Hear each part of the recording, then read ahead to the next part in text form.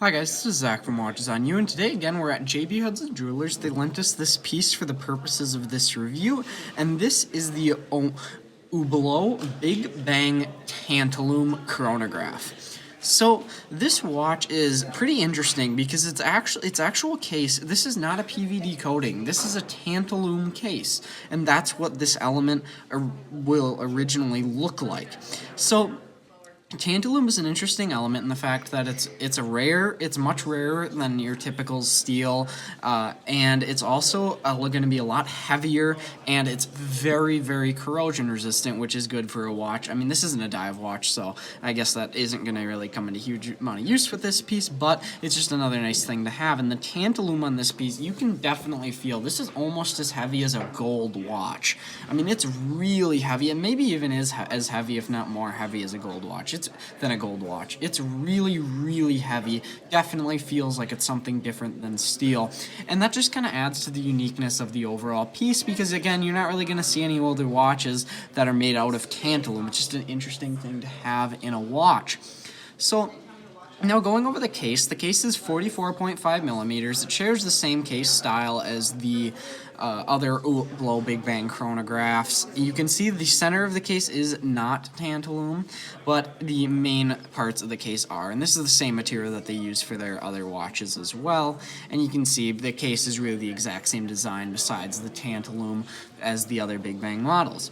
So now let's go on to the dial and movement. So the dial of this piece you can see is matte gray, and it matches the tantalum case very, very nicely. There's really no color change in there, and I think it looks cool. It blends in with the dial. But then you have black indexes going around, and the black indexes, it does not look like they are loomed, so that might be hard at night to see. And I think this watch is very expensive, so I think it actually comes in a price of $12,600 pre-owned here at JB Hudson Jewelers, so I think Hublot should have put some lume in there, but that's just one thing about this piece. And then the movement on this, though, also, it is not an in-house movement. It is an ETA-based movement. So that's one thing that's a downside of this watch, because if you're spending $12,000 on a watch, you're going to want to have a watch with an in-house movement. I mean, a chronograph at that price point, almost all the others have in-house movements. Hublot doesn't do a huge amount of in-house movements, and that's just one thing that I don't really like with Hublot in general. I think that they need to be doing more in-house movements because their watches are so expensive.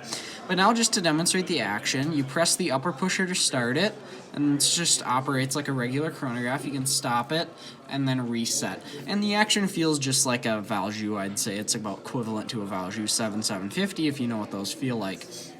So you can actually see the movement, though, through the Caseback.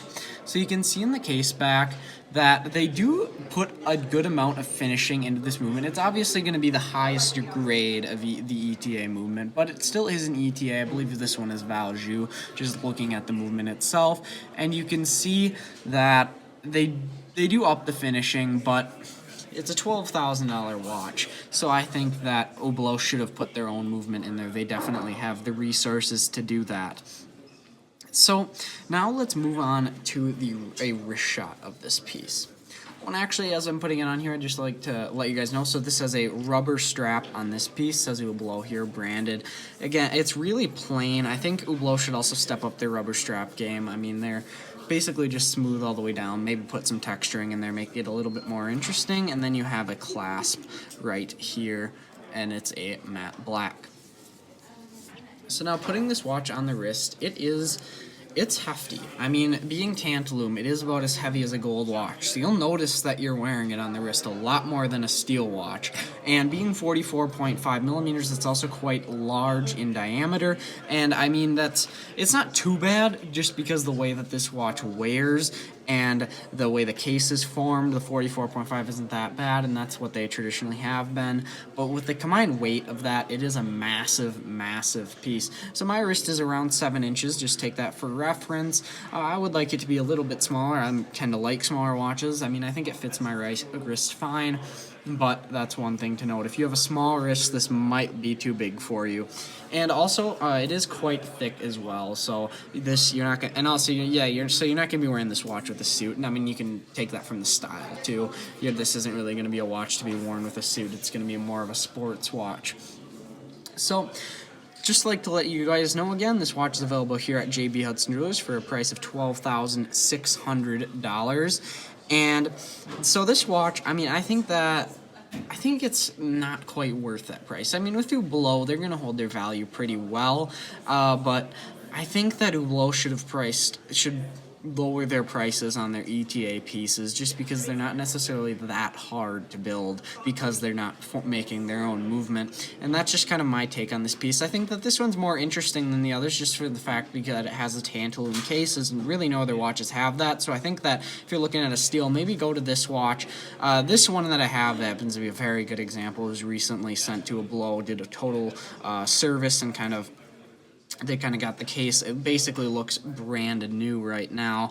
So I would say look at a tantalum one if you're going for a steal, though, as it is with Hublot. I think that the tantalum will just be a bit more interesting for you than the steel, and I think that's just that's a good thing to have in a piece like this. So thank you guys for watching this video. Remember to like, subscribe, and share. Thank you.